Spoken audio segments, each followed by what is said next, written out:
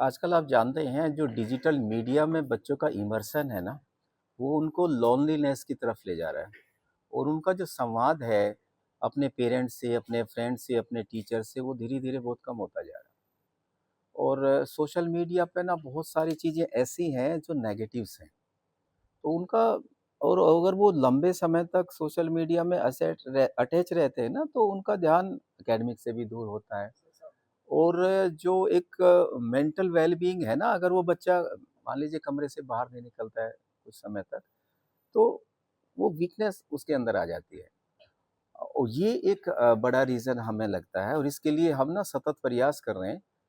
हमने पहला प्रयास ये किया था कि हर एक स्टूडेंट के साथ एक फैकल्टी को मैप करें और वो उससे बात करेगा। उसकी प्रॉब्लम अगर कोई है, तो उसको समझने की कोशिश करेगा। अगर और भी कोई समस्या है, तो वो हम सुलझाएँगे। उसके बाद हम कोशिश कर रहे हैं कि कई बार ना कुछ बच्चों का ऐसा भी नज़र आया है कि वो पेरेंट्स से काफ़ी कम बात होती है उनसे। तो वी आर ट्राइंग कि उनका पेरेंट्स के साथ भी संवाद बना रहे। तो ये मेजर्स हम ले रहे हैं कि हम हर एक बच्चे तक इंडिविजुअली हमारे यहाँ 6000 बच्चे हैं। तो हमारी अब प्रयास है कि हम हर एक बच्चे तक पहुँचे और अगर उसकी कोई समस्या है, तो हम उसका समाधान निकालेंगे। एग्ज़ैक्टली हम सामने आके बोल नहीं पा रहे क्योंकि हमारे नंबर्स वगैरह या हमारा करियर खराब करने की धमकियाँ दी जाती है प्रोफेसर्स की तरफ से। तो इस तरह की बातें बहुत सामने आ रही है। नहीं, बिल्कुल ऐसा नहीं है। हम तो ओपन हैं, मैं खुद पिछले 15-20 दिन से डेली हॉस्टल जाता हूँ। तो पता नहीं कितने सारे बच्चों से तो मैं खुद बात कर चुका हूँ। हमारी एक 3 लेवल की कमेटी बनी है। पहले हमारे वार्डन्स हैं, जो डेली हॉस्टल जाते हैं, जो डेली बात करते हैं। दूसरे फिर हमने एक और कमेटी बनाई थी अ, जिसको हम फैकल्टी कोऑर्डिनेटर या मेंटरशिप कहते हैं, जिसमें 20-25 बच्चे और वो उनसे डेली बात कर रहे हैं, फ़ोन पे भी कर रहे हैं। तीसरी एक और कमेटी बनाई हमने जिसमें 2 फैकल्टी मेंबर्स हैं हर एक हॉस्टल के लिए। वो आज भी गए हैं और लगातार जा रहे हैं कि आप बताइए तो उसे क्या प्रॉब्लम है? ऐसा नहीं है बच्चे हमारे हैं और हम हमारा काम है उनको इस लायक बनाना कि वो कल को यहाँ से निकले तो एक कॉम्पिटेंट और क्वालिफाइड इंजीनियर बने। डराने की बात बिल्कुल नहीं है। दूसरा मेरा कई बच्चों के हॉस्टल में जाके पर्सनली वन टू वन बातचीत मैंने की है। बच्चों ने ऐसा कहा है कि हम लोग फर्स्ट ईयर में जब एडमिशन लेने आते हैं, यहाँ आते हैं, हमें हॉस्टल अलॉट कर दिए। जैसे हम 2 बैठे हैं। फर्स्ट ईयर में फर्स्ट सेमेस्टर में हम लोग इकट्ठे हैं, सेकंड सेमेस्टर में इनका हॉस्टल इधर कर दिया, दूसरे का कहीं और कर दिया और वो दूसरा सहपाठी है उसका कहीं और कर दिया। तो ऐसी भी उन लोगों ने समस्या बताई है। तो वो घुटन महसूस करते हैं कि फर्स्ट ईयर में हम सब सेमेस्टर इकट्ठे थे, सेकंड में कहीं और है, थर्ड में कहीं और, फाइनल में कहीं और। नहीं, हॉस्टल तो देखो ना हमारे अलग-अलग तरीके के हॉस्टल हैं, जैसे फर्स्ट ईयर का हॉस्टल है, सेकंड ईयर का हॉस्टल है, थर्ड ईयर का हॉस्टल है। पहले जो बच्चा आता है फर्स्ट ईयर में उनको इकट्ठे रखते हैं। फिर इवन बच्चों की रिक्वायरमेंट होती है मैं सिंगल सीटर में रहूँगा, तो जो ऊपर है ना थर्ड ईयर फाइनल के वो बच्चे सिंगल सीटर में जाते हैं। तो इसलिए शिफ्ट करना पड़ता है और उस शिफ्टिंग में कई बार ना बच्चा एक-दूसरे से दूर हो जाता है। अदरवाइज़ अ, ऐसा कोई मतलब लक्ष्य नहीं होता कि हम उन्हें दूर कर रहे हैं, बिल्कुल नहीं। तो जैसे कि आपके लगातार डायलॉग जो है वो आपके बच्चों से होता रहता है कमेटियों के ज़रिए। कुछ इस तरह के इश्यूज़ जो हैं बच्चे क्या सामने रखते हैं कि जो उनको लग रहा हो कि ये टैकल होने चाहिए। क्या वो मेन इश्यू होंगे और उसके लिए क्या आपका मुझे तो जो 4-5 इश्यूज़ लगे हैं, सबसे इम्पोर्टेंट जो इश्यू है ये डिजिटल मीडिया वाला है। जी, हाँ, हाँ, डिजिटल मीडिया वाला है, कुछ कार्ड्स वगैरह इश्यू हुए हैं, जिसके हमने बहुत ही सीवियर एक्शन लिए हैं और इसमें तो हमारा एडमिनिस्ट्रेशन ने भी हमारी हेल्प करी है कि आप यहाँ किसी को कार्ड नहीं देंगे बच्चे को बिना हमारी वेरिफिकेशन के। तो वो एक रीज़न मुझे नज़र आया है उस पे और कुछ काम करने जा रही है सरकार? वो बंद कर दिए। हमने बहुत सख्त लेटर लिखा है और अब हमारे यहाँ किसी बच्चे को ये जो कार्ड बँटते हैं फ्री वो नहीं मिलेगा। इसके अलावा कुछ और आपके पास 2-3 कारण और भी बताए आपने कुछ और इश्यू गिनाए, तो वो क्या-क्या हैं? क्या कुछ और सामने आया? मुझे तो सबसे इम्पोर्टेंट ये डिजिटल मीडिया वाला है, लोनलीनेस है। बच्चे थोड़ा-सा विथड्रॉल स्थिति में जाते हैं, कम्युनिकेशन कम होता है। तो उसके उसके प्रति हम पूरे सजग हैं, हम 3 कमिटीज़ हैं हमारी। और इवन ऐसा नहीं सर, हमारे हेड ऑफ़ द डिपार्टमेंट को भी हमने इंस्ट्रक्शन दी है कि आप ना एड्रेस करें बच्चे को और उनकी कोई भी प्रॉब्लम है एकेडमिक से रिलेटेड, एकेडमिक से जैसे आप पॉइंट आउट कर रहे हैं, अगर एकेडमिक से रिलेटेड कोई प्रॉब्लम है, तो वो हेड को बता सकते हैं। अभी सर जो घटनाएँ हुई हैं पिछले 2 महीने में बच्चों ने सुसाइड किया है, नदी के पास भी ट्राई किया था सुसाइड का, तो कोई इंटरनल जाँच होगी एनआईटी की तरफ से कि पहले बिल्कुल, कभी बिल्कुल नहीं हमारी ना कमेटी है 5 लोगों की एक पहले कमेटी बन चुकी है, हमारे डीन एसडब्ल्यू हैं, वो ना इन इंसिडेंट्स को एक-एक को उसकी जानकारी कर रहे हैं, ऐसा नहीं। 5 लोगों की कमेटी बनी तो हुई है। सर छात्र जो है वो कमेटी से संतुष्ट नहीं है, तो क्या एनआईटी प्रशासन सीबीआई से या किसी स्वतंत्र एजेंसी से जांच करवाने के लिए फादर ने आरोप भी लगाया सीबीआई से जांच कर। मेरे ख्याल से उसकी ज़रूरत नहीं है, हम हर पक्ष पे ध्यान दे रहे हैं, ये बच्चे हमारे ही हैं। हम इस तरह का नहीं कुछ सोचते और ना उस दिशा में बिल्कुल भी जाना चाहते। ये हम तो इनके गार्जियन हैं, तो उस दिशा में तो हम बिल्कुल नहीं सोचते। जांच यदि हो जाए तो कोई दिक्कत भी नहीं है। उसका मुझे नहीं लगता कि कोई पक्ष है, उसकी ज़रूरत नहीं है बिल्कुल भी। हमारी कमेटी ना देखिए एक एक फैकल्टी है 35 साल से यहाँ काम कर रही है, बच्चे की साइकोलॉजी समझती है, हर पक्ष समझती है हमारा और उस बच्चे तक जाने की कोशिश कर रही है। तो मुझे ऐसी कोई उसकी ज़रूरत नहीं है।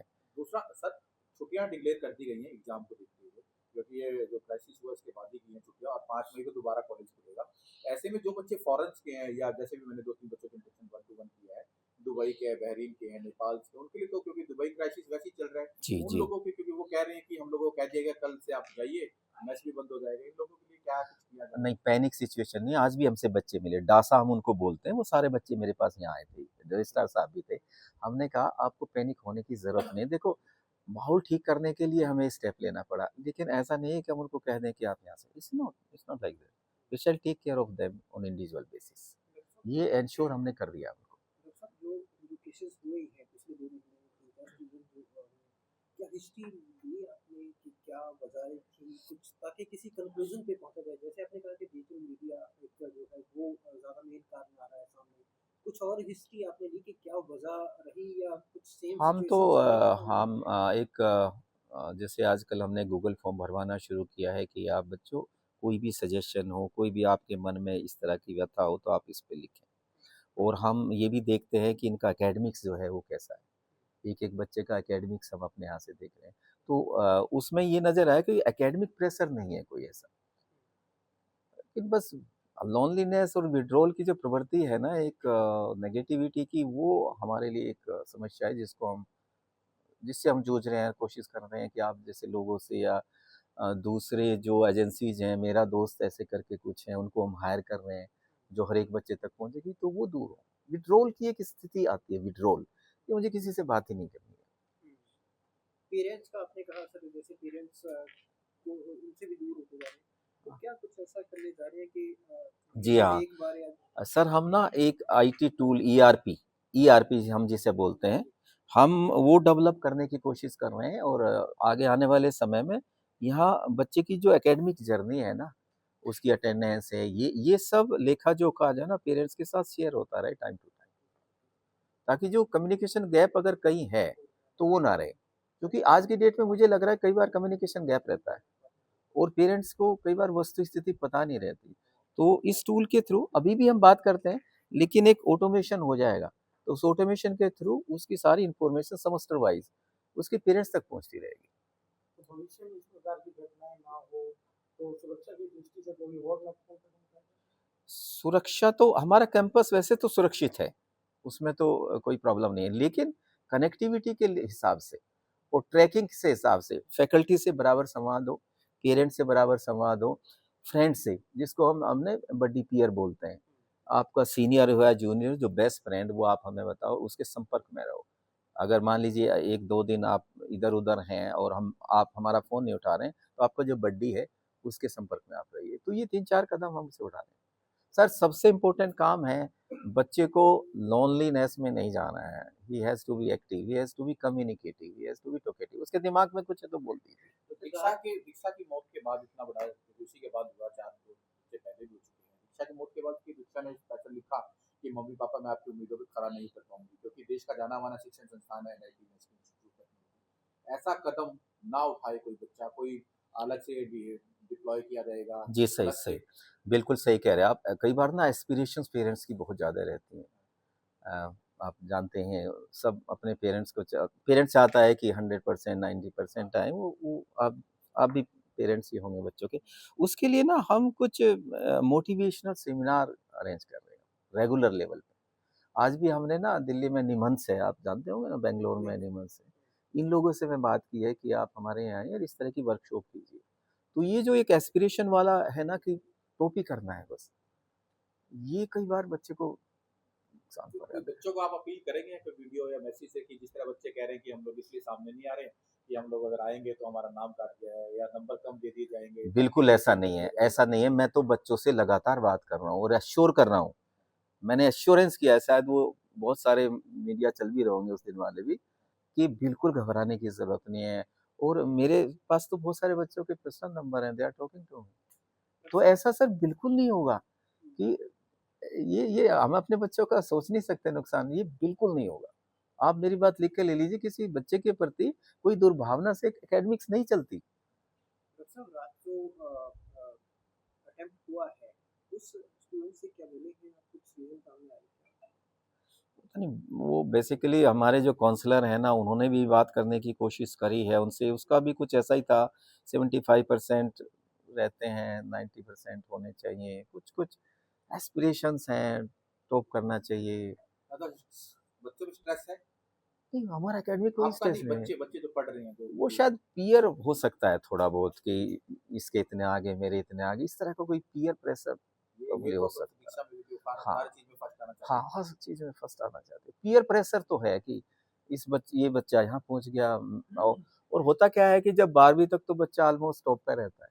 यहाँ सारे बच्चे इंटेलिजेंट आते हैं, तो यहाँ कॉम्पिटिशन तो होता है। कुछ बदलाव भी किए थे आपने क्या वार्डन वगैरह कुछ ऐसा? थोड़ा-थोड़ा रूटीन में कर रहे हैं, ऐसा कुछ नहीं है। हमारी पहले वाली टीम भी बहुत अच्छी है और ये टीम भी, लेकिन रूटीन के साथ कुछ बदलाव तो आते ही हैं, वो तो स्वाभाविक है। अदरवाइज़ कोई ऐसा फेरबदल नहीं है कि हम सब कुछ बदल रहे हैं। सर जी, जो छात्रों द्वारा जो एलिगेशन फैकल्टीज मेंबर को लगाए हैं, उनकी भी कुछ जांच हुई?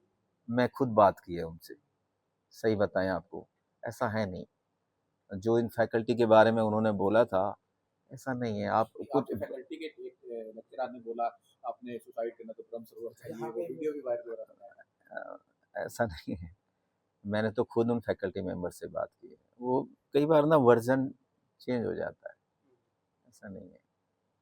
कोई फैकल्टी जो जिसके 20-25 साल की टीचिंग हो, वो ऐसा क्यों कहेगा? Thank you sir